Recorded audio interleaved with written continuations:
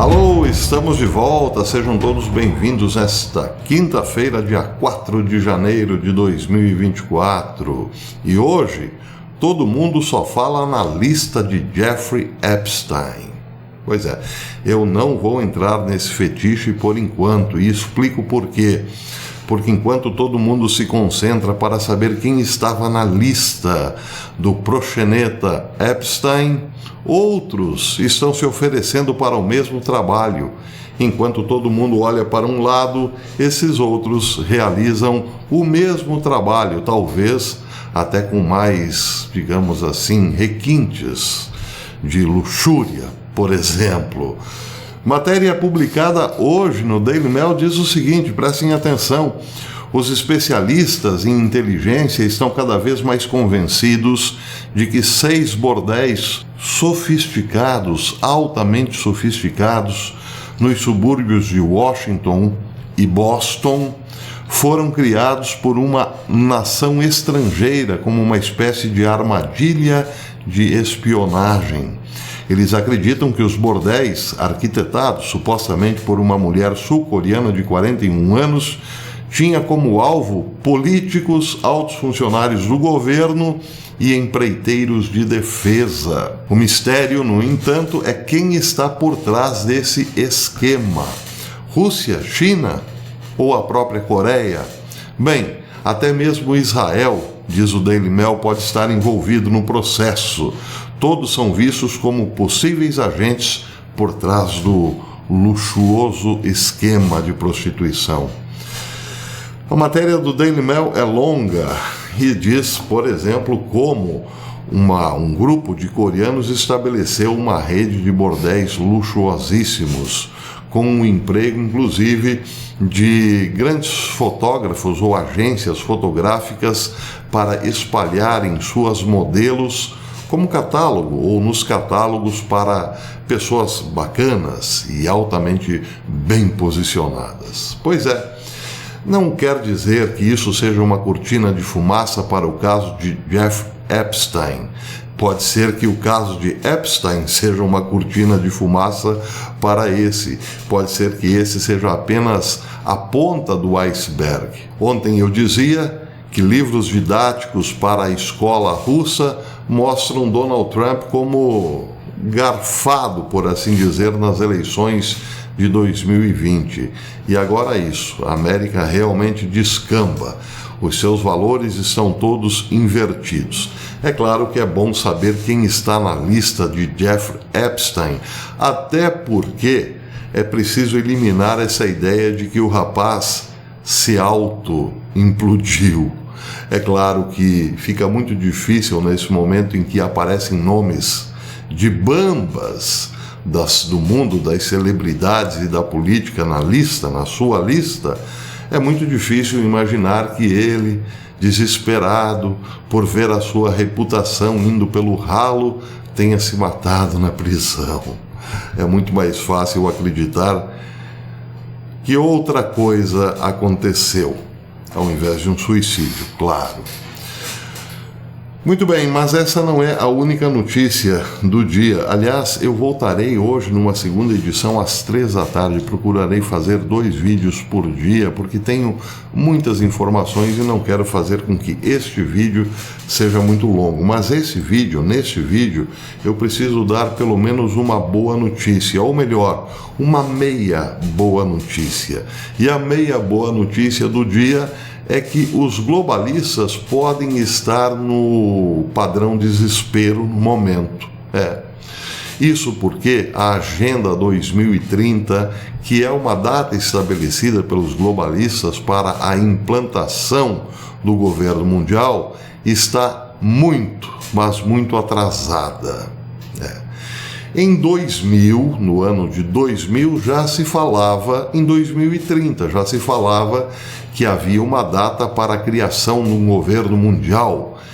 Mas ninguém dava muita bola, porque afinal, de 2000 para 2030, havia muito tempo, era muito distante. 30 anos, quem se preocuparia com coisas que aconteceriam 30 anos depois? Acontece que agora não faltam mais 30, faltam apenas 6 anos para que o plano dos globalistas entre em operação total. E ele só tem dado para trás. É aí que parece há uma boa notícia. Porém, meia boa notícia, porque se faltam apenas 6 anos para a implantação do governo mundial, a sua agenda está atrasadíssima. E isso significa que os globalistas se tornarão muito, mas muito mais furiosos daqui para frente. Porque o tempo, como dizia o poeta, ruge como um leão, né? O tempo ruge. Bem, mas o que seria o governo mundial? O escritor Brandon Smith fez um resumo do que seria, ou do que será, eventualmente, o governo mundial. Ele diz: é o controle de carbono, controle total de carbono, a remoção da maior parte da energia do petróleo e do gás no mundo, a introdução da estrutura da moeda digital única, a finalização de seus programas de cidade 15 minutos, o estabelecimento do FMI e do BIS, o Banco de Compensações Internacionais, como os superintendentes da estrutura global do CBDC, o lançamento da sociedade sem dinheiro e a integração de metas relacionadas à ESG em todos os aspectos da economia. Tudo isso seria o governo mundial. É muita coisa. E o próprio Brandon Smith admite, é muita coisa para ser implementada em apenas 6 aninhos. Daí porque parece bater o mesmo desespero na casa dos globalistas. O que restaria então aos globalistas nesse momento? Ou admitir que sua agenda fracassou e estabelecer um novo cronograma com novos prazos, ou então é aí que vem a outra metade da história, a parte ruim do negócio, criar uma crise sem precedentes para então tocar a sua agenda de forma bem acelerada. Criar uma crise como, por exemplo, uma terceira guerra mundial, entre outras coisas. Bem, Brandon Smith diz que a parte boa dessa história é que pelo menos algo deu errado na agenda globalista, que era a implantação do passaporte sanitário. Depois do Covidão, lembram disso? Se o passaporte sanitário fosse implantado, bem, teríamos 2 classes de pessoas, as abastadas e as subpessoas, o que não aconteceu, ou seja, foi um revés na história. Mas também existem outras derrotas. Brandon Smith lembra, por exemplo, que se o establishment tivesse alcançado seu objetivo de passaportes sanitários, a luta pela liberdade estaria terminada, e ela não terminou. Mas tem mais.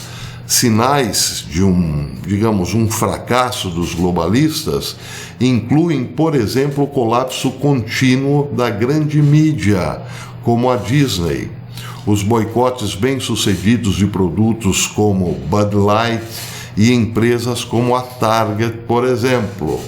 E ele diz também que a única coisa que mantém o movimento woke à tona neste momento é a sua aliança com as corporações e os meios de comunicação estabelecidos.